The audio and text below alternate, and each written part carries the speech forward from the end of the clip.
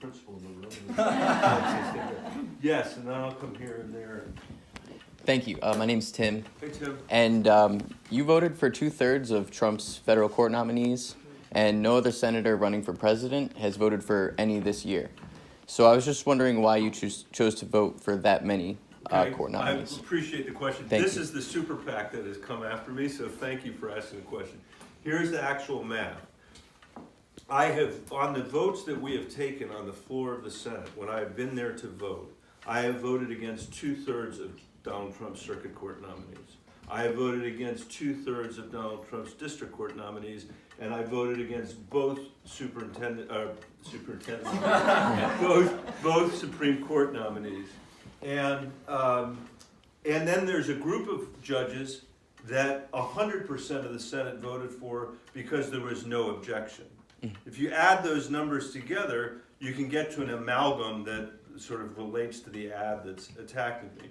But the point is, where I've made a choice, I've voted against 2/3 of Trump's nominees. Now, what aggravates me about the folks that are attacking me is that they were the ones that architected the failed strategy that Democrats have taken on judicial nominations, and it is true. I have opposed us on that.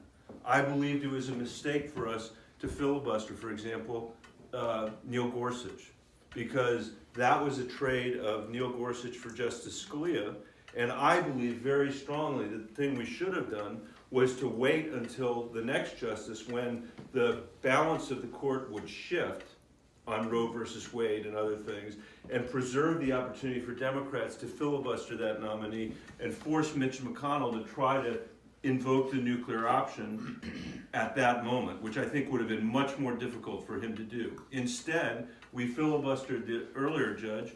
McConnell basically did it in secret, no one in America noticed, and he once again picked the pocket of the Democrats on judges. So I stand by the fact that I think we were being non-strategic. I wish that we had been as strategic as McConnell, not as malevolent as McConnell, but as strategic, and I would say not just on judges, but on climate as well. I am so sick of losing to Republicans on the judges, and I'm so sick of losing to climate deniers on climate when 70% of the American people believe that climate change is real and we should be doing something about it. But because I think we picked the wrong battles, or ones that are not going to appeal to the broad population in America, then we turn winning issues into losing issues, and more important than that, we've allowed Donald Trump to have more judicial nominees than any president in history.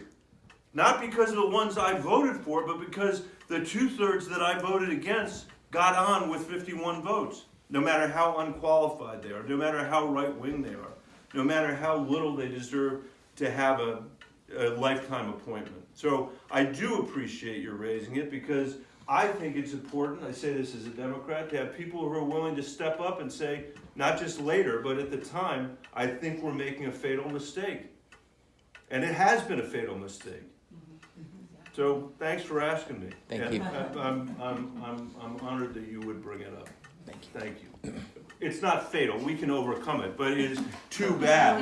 It is too bad that as a result, we're going to have a lifetime of these guys on the court. And if anybody misunderstood or wants me to go further on anything that I said, I'm happy to keep talking about that. What else? Yes. Yeah, I was going to ask about climate change. That wasn't addressed in the last election, and I think that's one of the most important issues, because if we don't have a healthy planet to live in, we don't have anything. I completely agree, and I think from the point of view of my